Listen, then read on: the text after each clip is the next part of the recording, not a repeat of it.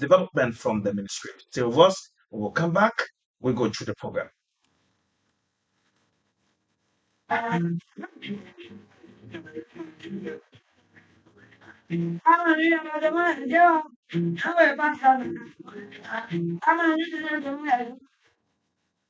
Thank you for staying with us on the MFDP Hour. We encourage you to invite a friend, colleague, or family member to join you as we explore the work, priorities, and impact of the Ministry of Finance and Development Planning. This program is also streaming live on the Ministry of Finance and Development Planning's Facebook, YouTube, and LinkedIn pages, and on LNTV, allowing Liberians at home and abroad to stay informed and engaged. Every week, the Ministry of Finance and Development Planning undertakes critical initiatives aimed at strengthening public financial management, promoting economic growth, improving service delivery, and advancing the government of Liberia's national development agenda. For a comprehensive roundup of the latest activities, achievements, and developments from the ministry this week, let's join Christine Dean with MFDP Week in Review. And welcome to MFDP, a summary of initiatives from departments and units. Here is a rundown of major news stories for the week. The government of Liberia, through the Ministry of Finance and Development Planning, MFDP, has signed a U.S. $30 million loan agreement with the Arab Bank for Economic Development in Africa, BADIE, to finance the upgrading of the Salary Communal Road, a critical segment of the Banga-Melukona Highway that connects Liberia's northwestern region to major economic corridors. The agreement was signed on Monday, June 23, 2026, in Vienna on the sidelines of the OPEC Fund Development Forum and 50th anniversary celebrations. Finance and Development Planning Minister Augustin Kafa signed on behalf of the government of Liberia, while the President Abdullah Amu Sibe signed on behalf of Arab Bank for economic development in Africa. The U.S. $30 million financing will support the construction and upgrading of the Salary Communal Road Corridor, a strategic infrastructure project expected to improve connectivity between Port and local counties, reduce transportation costs, facilitate trade, and enhance access to essential services for thousands of Liberians living in rural communities. Speaking at the signing ceremony, Minister Kafa expressed gratitude to BADIE for its continued commitment to Liberia's development agenda, noting that the agreement reflects the strong and growing partnership between Liberia and the Arab Development Institution. The Finance Minister emphasized that the Salary Communal Road forms part of the government's broader vision to modernize critical infrastructure and unlock economic opportunities throughout northwestern Liberia. He noted that together with financing from the Kuwait Fund for Arab Economic Development, the Saudi Fund for Development, and the OPEC Fund, the project represents one of the most ambitious rural development initiatives undertaken in the region. Mr. Kafa reaffirmed the government's commitment to ensuring the timely ratification and implementation of the agreement, stressing that Liberia is prepared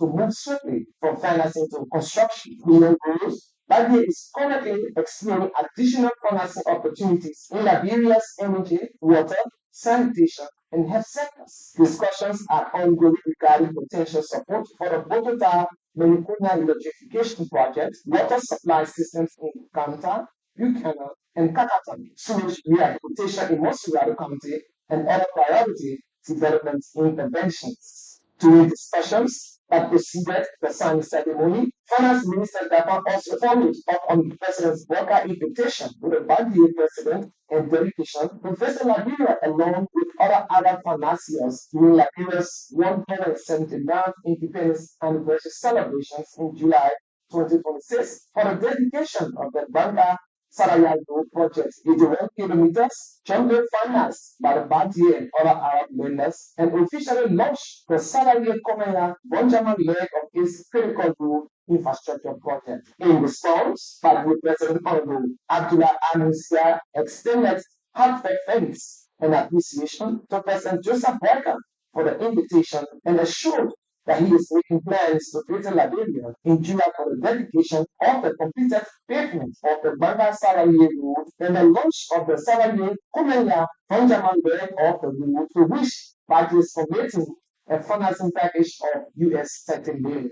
The Ministry of Finance and Development Planning on behalf of the government of Liberia has honored Mr. Darren King, the outgoing International Monetary Fund and a Chief of Nation for Liberia, for his dedicated service and contribution to the country's economic reform efforts. Speaking during a ceremony held in honor of the outgoing IMF Nation Chief last weekend, Mr. Darren commended the IMF for its continued support to Liberia's economic reform agenda and described the institution as a critical partner in helping the country maintain macroeconomic stability, strengthen public financial management, and promote fiscal discipline and debt sustainability.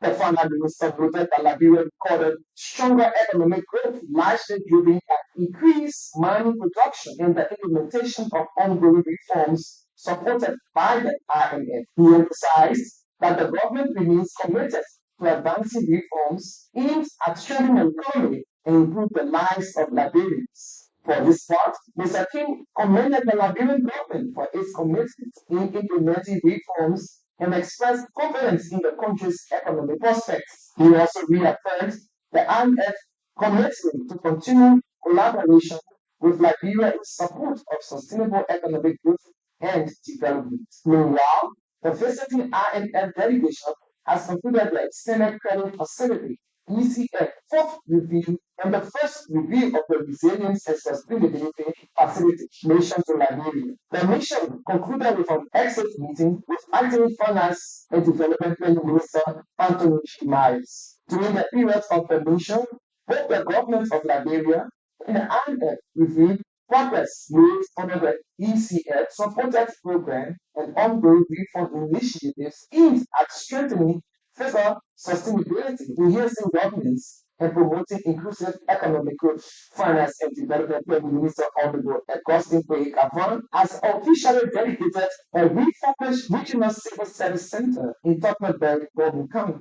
Originally constructed in 2011, the facility had fallen into disuse in recent years. Its renovation now restored critical services for civil servants across Boni, Bakolu, and Cape Mount counties. At the dedication ceremony, Mr. Kavan described the center as a major boost to efficient public service delivery, civil service training and capacity building, and administrative support system in Western Liberia. He emphasized that decentralization remains a key government priority, ensuring that services are brought closer to the people. The center will provide personal management services, professional training, and support programs to strengthen the performance of government workers in the region. Importantly, the minister also assured volunteers that efforts are being made to transition mainly into formal government employment. Also speaking at the event, Civil Service Agency Director General Dr. Josiah Joka praised the initiative, describing it as a clear demonstration of the government's commitment to strengthening institutions nationwide. He followed with those plans to extend similar centers to other counties, including Bomo, Grand Bassa, and Grand Chile. And the spirit of appreciation and friendship filled the corridors of the Ministry of Finance and Development Planning on Monday of this week as the Professional Women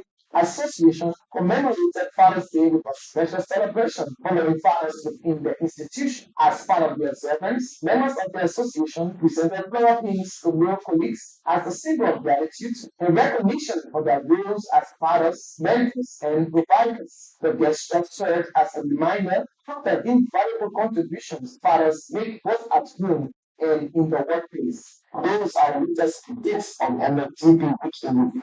Thanks for listening. That was Christine Dean with MFDP Weekend Review. And this just coming in, the International Monetary Fund has commended Liberia's progress in maintaining macroeconomic stability and implementing key economic reforms, projecting strong economic growth and a positive medium-term outlook for the country. The assessment was contained in a statement issued by IMF Mission Chief for Liberia, Mr. Dahim King, at the conclusion of an IMF staff mission to Monrovia from June 10 to June 23. The mission conducted the fourth review on Liberia's Extended Credit Facility, the ECF arrangement, and the first review on the Resilience and Sustainability Facility RSF arrangement. According to the IMF, Liberia has made solid progress in macroeconomic stability, with program performance against quantitative targets remaining robust. The fund projects real GDP growth of 5.5% in 2026, supported by continued expansion in mining activities, particularly iron ore production, as well as growth in manufacturing and construction. The IMF also noted that inflation has remained relatively contained despite rising global fuel prices.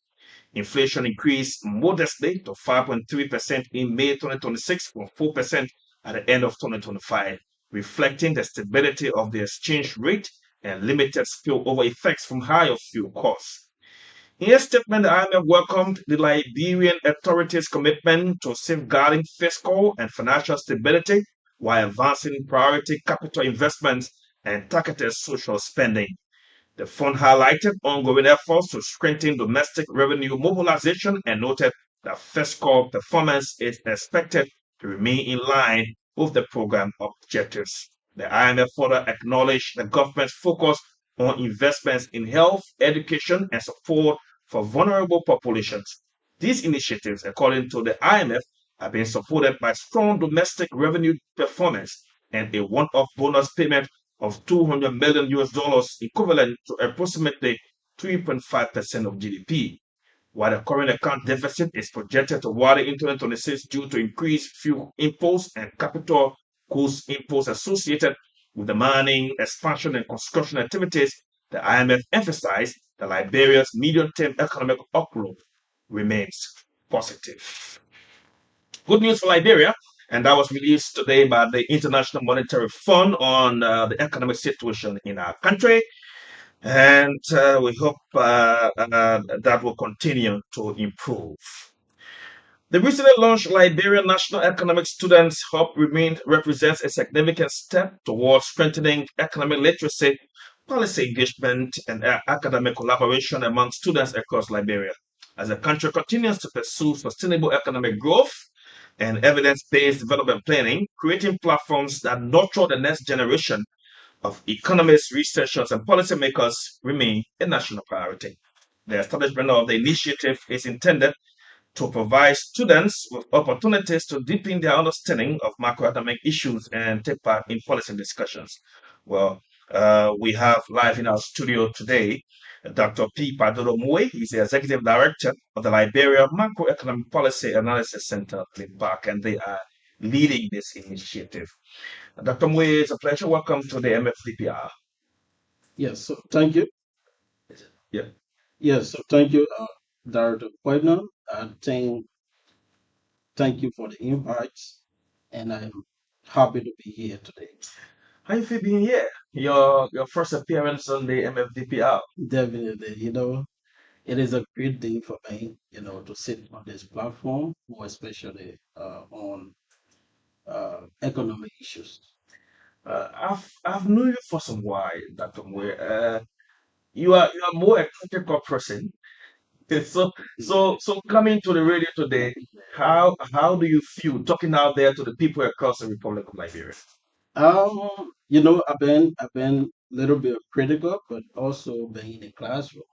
Yeah, being a lecturer at Cardinal University undergrad at the same time the graduate program.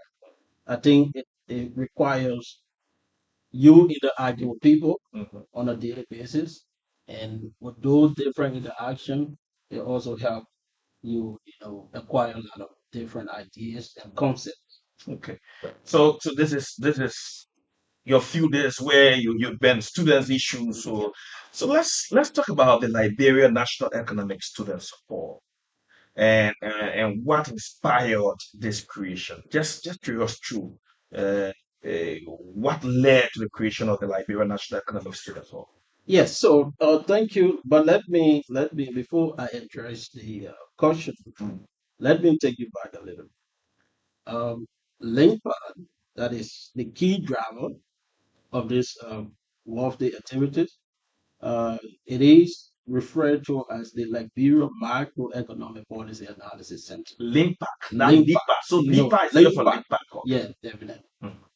So it is a specialized unit that is situated within the Ministry of Finance Okay. and Development Planning.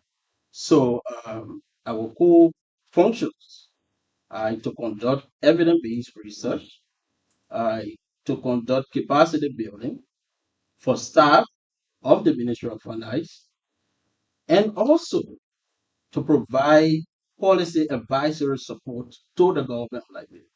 So before you do that, you had to conduct research. You had to inform your policy advisory role based on evidence, gathered from those research. Okay. So it is on a backdrop that Before you go to the students thing, yes, so let's take a little on LIMPAC. So how has your work been able to help some of the the good news, economic news we're hearing? Just provided the public an update on what the IMF is saying about our economy, and how has that helped us to inform us on what to do as a country? yes. So I would not praise our unit in this case, but I think our work can speak for itself. In the first place, the first um, public expenditure review Mhm. was done recently and we concluded from 2005, 2006 up to 2024. So that public expenditure review, it was done in collaboration with all of the department of the Ministry of Finance and Development Plan. Mm. So that review will inform, there are a lot of policy issues found within that review. So, but it will come out. I don't want to discuss the detail of Mm. what's in the public expenditure review. So we will get to it as Okay. long it is launched Mm. and published out there. Okay. Then of course we'll discuss. Okay. But there have been a lot of different impacts Okay. in terms of different research conducted, in terms of writing different policy papers and so forth. Okay. Now, recently, the Ministry of Finance and Development Planning launched this Liberia National Economic Students Hub. Tell us what inspiration led to this. I saw the Minister of Finance doing the launch. Yeah, well he seated. he was into Well, this, and very it seems seated. like he's pushing it too. Yes, so the Minister of Finance, he's a visionary leader, right? So he had this conversation with the Deputy Minister, Zul, that the issue of policy discussion have been focused on Facebook and attire centers. So what can we do in order to get it out so that some of those discussion will be fueled into our policy making? So it is from that backdrop that Minister Zhu instructed LIMPAC, considering our functions. So he instructed us to see how best we can, develop a concept Mm. on this. Mm. So it was on that basis that we developed a concept in order to have, the Liberia National Economic Students Hub launch. And during that launch, there were a lot of issues discussed.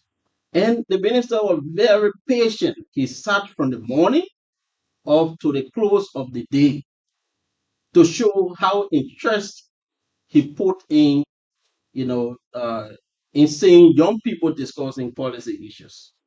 So that day it was very overwhelming to see the finance minister, the executive governor of the Central Bank of Liberia, Okay. the LRA boss seated, along with the representative from development partners. We had Also saw former CBO Executive Director, Dr. definitely that the Belgium sat from the morning up to the end of that program. So this drew more attention because I think people, like-minded people think the same way. So the launch of that program was almost like because the Honorable Central Bank Governor, Heron Samoa, he said it. He said, with these kinds of initiatives, they are initiatives in order to help, promote our economic activities, right? And he made a lot of commitment in supporting the process. So the launch was not just a launch, Okay. but it was a call to action. Who were those you invited at the launch? Yeah, with all the big names, the members of the government economic team were there. Who are others, from across the country that you invited? So we invited almost all of those that we invited attended the occasion. Okay. So we invited the Honorable Central Bank Governor, which he himself came, and he was accompanied by the Deputy Governor for Economic Policy, Dr. Dugle. He also graced that occasion. The Minister of Commerce also sent the Deputy Minister, Honorable Wilborn Graves. He also served as one of the panel on the panel discussion.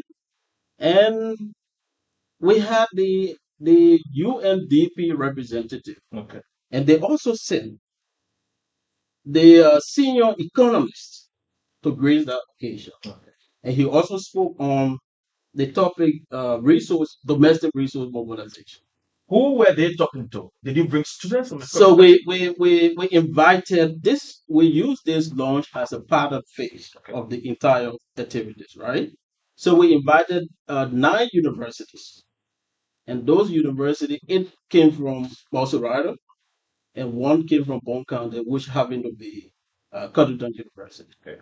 So the 9 universities appeared, which they came along with 2 faculties each from each university. Because the intent is there is a gap between the academic institutions of higher learning. We will obviously come to the primary objective. Okay.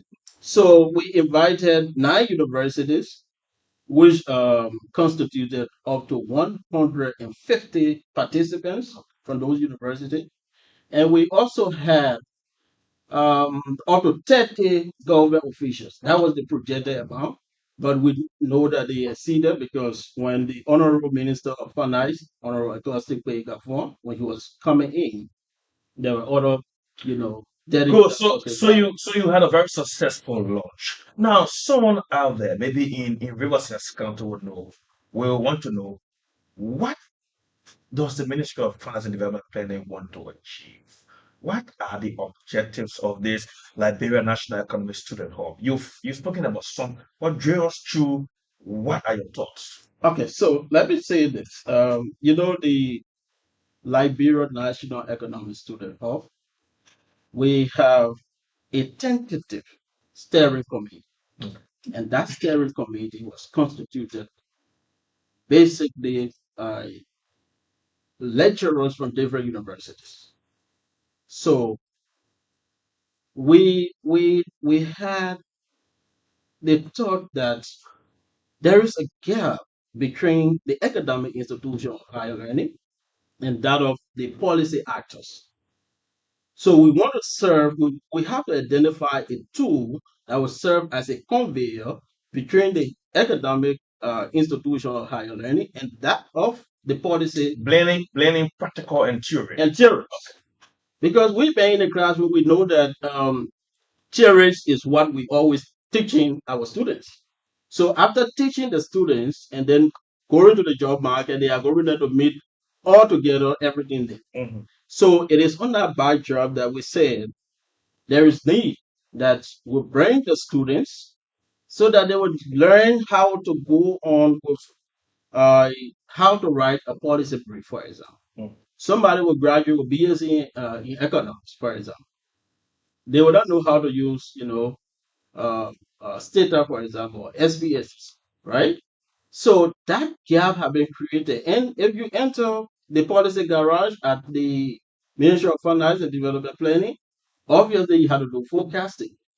So what that in turn bring it to the table? What will they bring? What they will be bringing is for them to start all over. Okay. So it is that gap that we want to ensure that.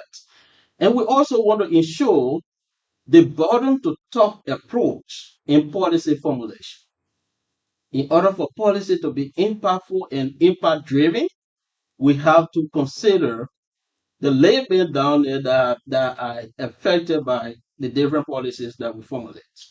So if they are making input, for example, the man way there in David Town will tell you how mining affects, the agricultural productivity, right? The man in Grand Virginia will better explain how mining activities affect agricultural productivity than I who sit in Monrovia to determine the kinds of policy to impact those communities.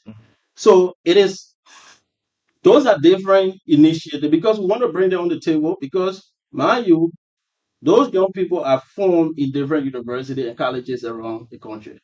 So if we're bringing them to the table, every policy formulation will be strictly impactful and we will have a result driven policy formulation.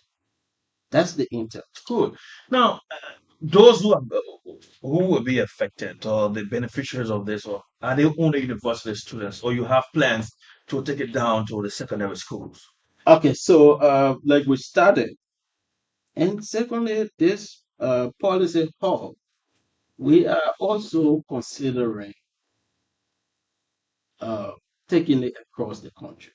Endorsed by the Minister of Finance, he's a very visionary person. And the moment we did the launch for the first time, he said, but then this thing should not be only economic students. That's the first thing.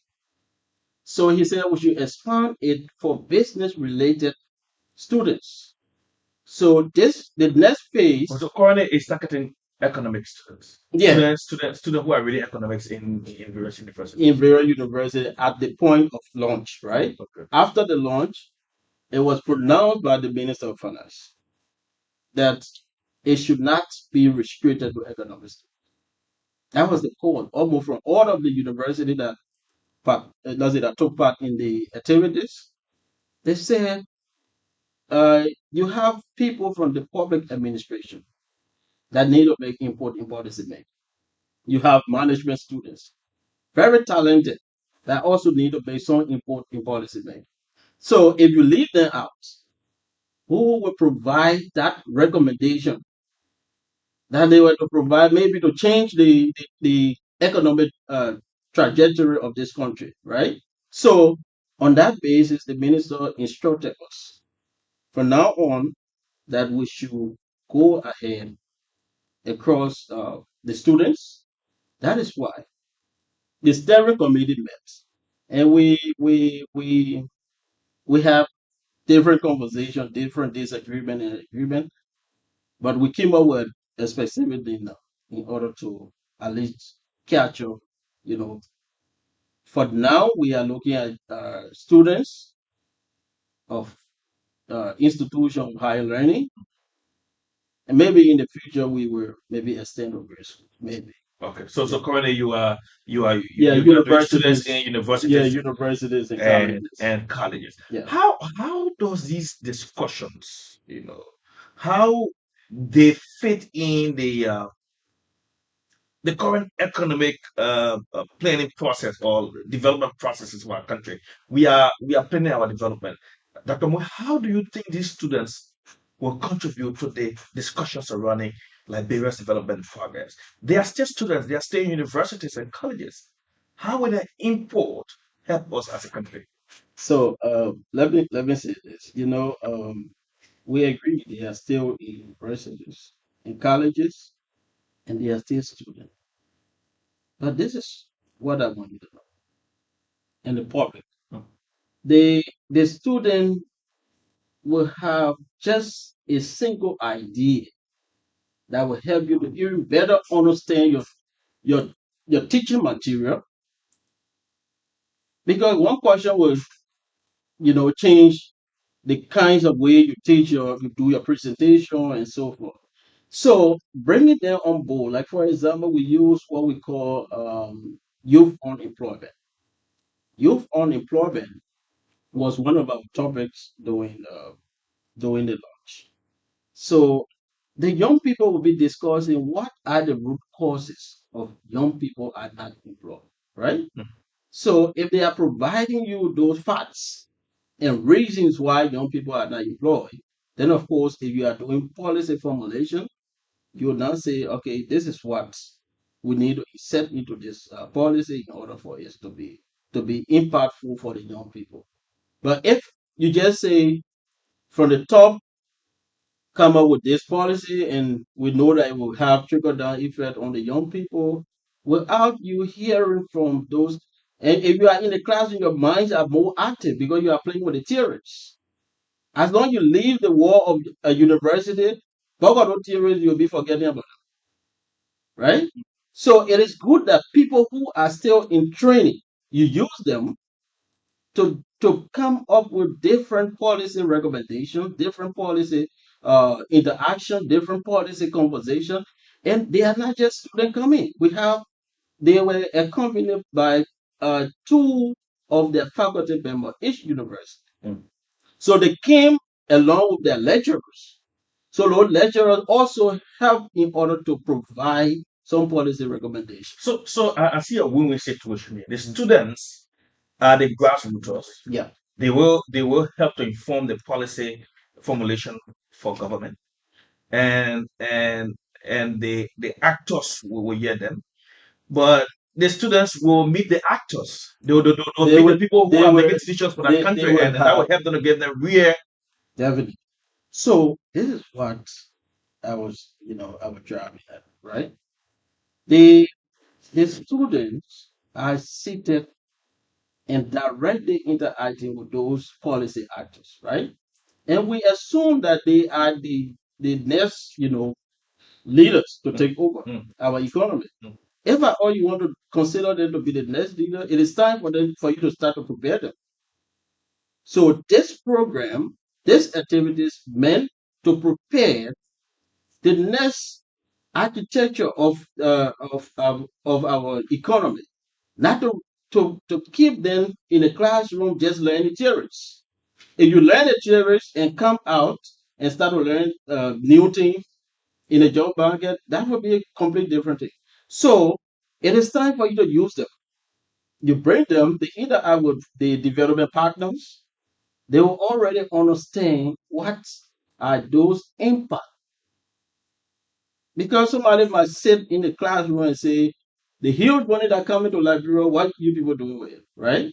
So if you have that perception and you attend one policy forum, that policy forum, maybe a development partner present. After that presentation, you will have a different mindset while going back. So that is why we say we want to cultivate the next leaders. Or someone say government get huge recurring expenditure. Yeah. All the money going to recurring expenditure. That they pay to get that money. Correct. So so you don't know what a recurring expenditure is. The- Obviously, you have the time to know Yeah. it, and that will change your mindset. that would change the mindset. That since the launch of this hall, what have you been getting from students, educational institutions, stakeholders? What are the responses to this as you roll this out? So after the launch and before the launch, the cost started coming. The first concern was why we only consider students from the economic department from the different universities, right? And after the launch, there have been numerous of calls, and they are raising genuine concern. Where are we going next? Yes, we love the interaction for the past time, but I think now we are more prepared than before. So what could be the next activities? And we say to them, we are having series of different conversations, and those conversations will be coming up. Like one call have been from the University of Liberia campus, right? Before LIMPAC had econometrics lab, so that call have been coming so that we can pay a visit and we have conversation with the dean for the College of You high Business. economic lab? Yeah, yeah, yeah. Currently, do you have it? No, that is why we had to go to verification whether those computers are still intact or not. If not, then of course those are different concerns that we have addressed. Mm. But you graduated from Cotton University. The way we taught econometrics, it was different. The way we learned it was also different, Mm. right? And econometrics were not meant to make life difficult.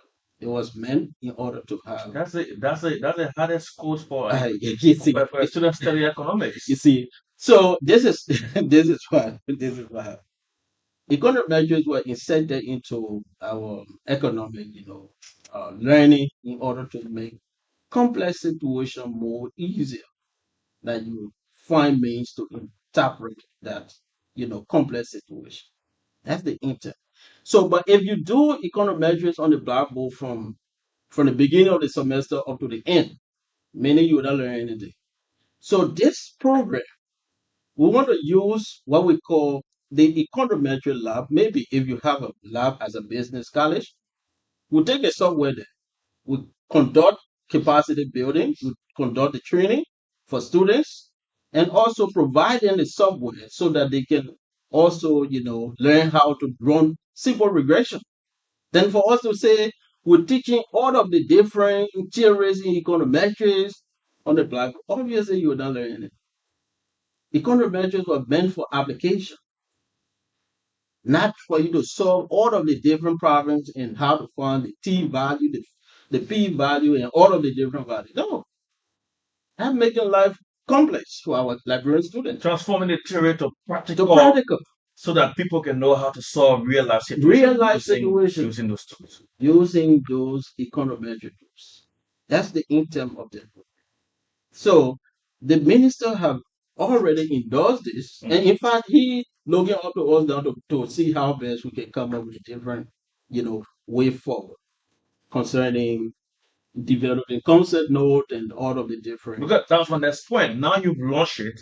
The urge out there at the very university and colleges, especially for students reading business, the urge is high. What are the next steps? What are you doing now? So the next step is that we started with we almost to conclusion with the concept, and after that we will set up a steering committee. We already have the structure and getting other partners, negotiating to see how best we can get some. Because the challenge of going nationwide and by let's say by the mandate of the minister that we should go nationwide, uh, it comes down with financial difficulties. So if obviously in economic we're saying there are always scarcity in resources, right?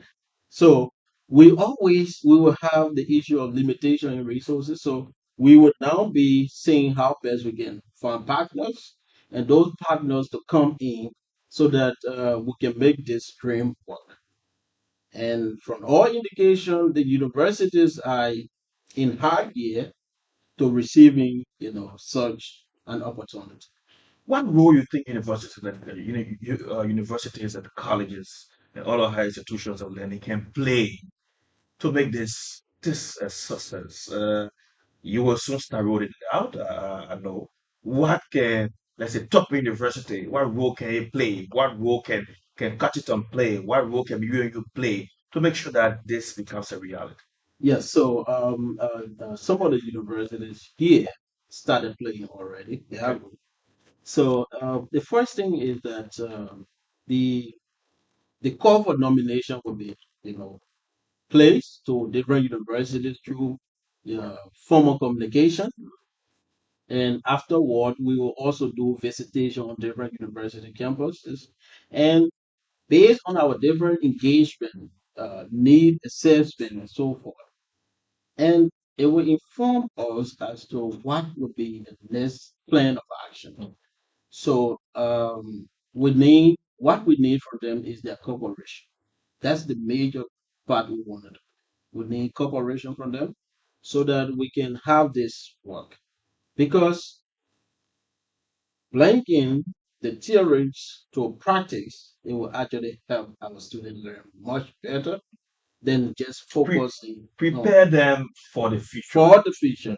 Will actually prepare them for the future than for us to just, always follow the theories without, following practical and real life situation. Dr. Moy, since the launch, you've been having a series of meetings, like you said. Yeah. What are some of the challenges you see in the rollout of this entire um, um, Liberia National Economic Students Hall? Yes. Especially the way Minister Kaufman wants it to go across Yeah. Liberia. What are some of the challenges you are faced with? So the first thing will be resource, right? Resource mobilization. Mhm. So resource mobilization will be the first challenge. And maybe somebody may ask, how will you go about solving the issue? Because resources would never be enough. Never. So for that reason, we want to go around some other, partners So you to want to form develop, partnership. yeah, partnership with different institutions, different development partners, and so forth. So Are you that, are so you that, are you receiving heads up? Are you receiving green light from some institutions? yeah, I don't want to jump the gun. Okay, We've but been, but but, we've been but the having some, possibility is there. yeah, there are high possibilities with other, yeah, development partners Mhm. that even grace the occasion. After that, we had some, brief conversation with them. They gave us some form of green light that we just need to do a follow up with a clear, plan as to what we want to do. So that plan will inform them as to how they will be able to come in. This is Mhm. new, especially for the Ministry of Finance and Development Planning going out there to take students, make them to not only know theory but know the practical, so that tomorrow when they're at the Ministry of Finance, they they cannot, see so much challenges they can just go through. Uh, that it seems that you may get some hurdles. Yeah, so this is new, but it had to start from somewhere, right? This initiative supports Pillar 6 of the arrest agenda for inclusive development. So, which means if you are implementing these activities, Why is Pillar 6? Pillar 6 talk about human resource development Okay. and focus on research and capacity building. So, if you initiate these kinds of activities around the country, what it will be doing is that it will help you make informed policy decisions, not to just, read the theories and then apply it in your economy. This is what I disagree with the father of modern economics, right? He said in his book, The Wealth of Nations, he said that richer nation, let's say poor nation get richer faster than the richer nations, right? So I say that cannot be true because if Liberia or like poor country like Liberia, why it is still here at this time, would you be expecting ourselves to be at the level of maybe Europe and other places? But this is what if policy formulation start from bottom to top, the impact measurement can be more high than starting from top to bottom. There are countries that follow these kinds of policy formulation, like China, right? China started a policy that started from bottom to top. They started in the agriculture sector. And that agriculture sector, they started with cooperative. Few group of people said, we want to do a cooperative farm or communal farming, right? And when they did that, they saw the yield of that year increase to certain level. And gradually, different communities started to copy from them. Before it was enacted by the government, and then it started to support. And that's how China development started growing fast. So if you start policy formulation from the bottom, from the layman down there, you will get more of impact-driven results than to start from the top. Good. We were sure to go to the lines, but just before we go to the lines, this final question. Yeah. Uh, Looking ahead, what are some of the major milestones or activities that the public can expect from you over the next year? Yes, so over the next 12 months, Mhm, right? mhm. So in the next 12 months, we want to see a young people that will directly impact policymakers. Mhm. We want to see university graduates that will be able to prepare what we call policy brief, that will be able to prepare research papers that will help, policymakers in terms of making some input in, with an informed, evidence-based research. We want to see a group of young people that will join it, undertake a project, a research project, maybe in the area of agriculture, and use the 21st century method of research. and apply them so that the output can impact. Someone say you are taking away students from the normal political things we talk these days. Everywhere university campuses, it's in Palawa Horse, I will say. Now you wanted to start discussing policy issues to shift the development processes of the country. So let me Atari Center's Palawa Hall discussion, they are not documented. But this platform, the National Economic Students Hub, will provide them an opportunity so that their views will be documented, their views will be placed on policy table for discussion. Good. Thank you. So you are listening to the MFDP Hour on ELBC. Our guest in the studio today is Dr. P. Padolo Moye, Executive Director of the Liberia Macroeconomic Policy Analysis Center, LIMPAC, who is providing important updates on the recently launched Liberia National Economic Students Hub and its role in promoting economic education and policy engagement among students across Liberia. We are taking a short break. When we come back, we'll open the phone lines for a few minutes to hear from you.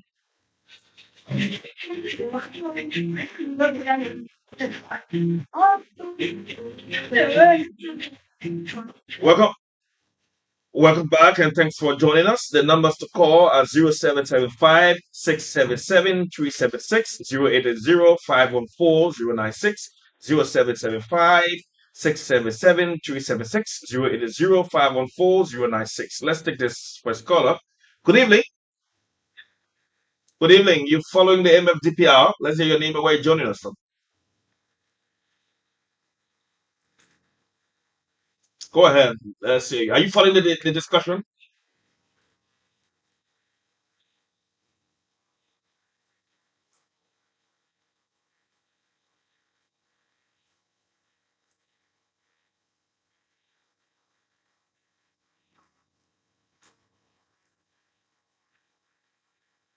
Okay.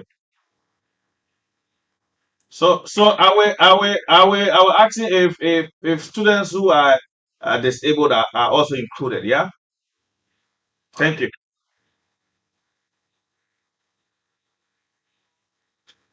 Thank you. Thank you, sir. 0880 514 096, 0775 677 376 are the numbers. Let's go back to this line and take this caller. Good evening. Good evening.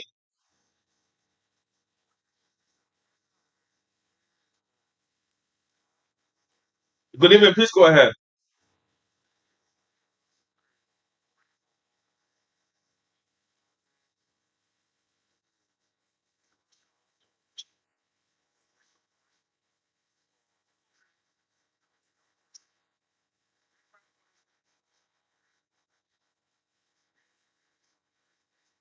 Okay. Thank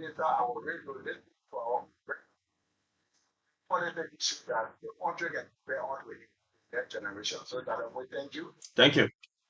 Thank you so much. 0880 514 0775 677 376 are the numbers. We can take a few calls. This evening we are discussing the Liberian National Economic Students Hub, how students can help in the policy formulation of our country.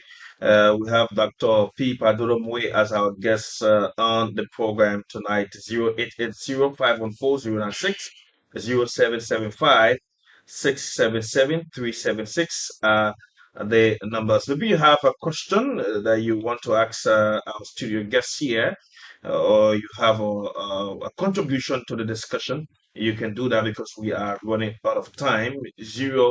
0775 677 376, 0880 514 096. The numbers tonight on the MFDPR. We don't have much time, Doc.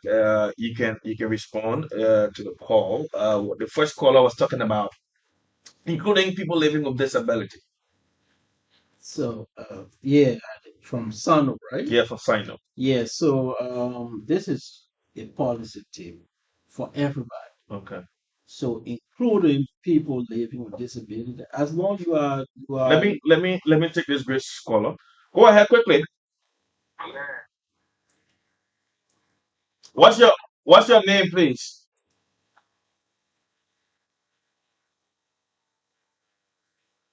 Go ahead quickly. Go ahead.